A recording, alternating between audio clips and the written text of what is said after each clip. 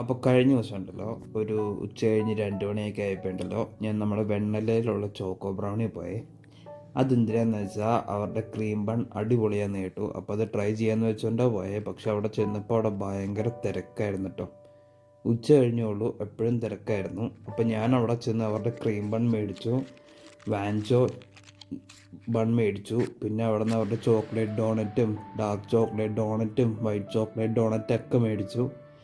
എല്ലാം അടിപൊളിയായിരുന്നു കേട്ടോ.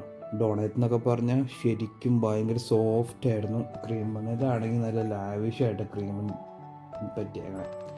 അപ്പോൾ ഒരു ദിവസം പോയി ട്രൈ ചെയ്ത് നോക്ക്, ഉറപ്പായിട്ട് ഇഷ്ടപ്പെടും. അടിപൊളിയാണ്.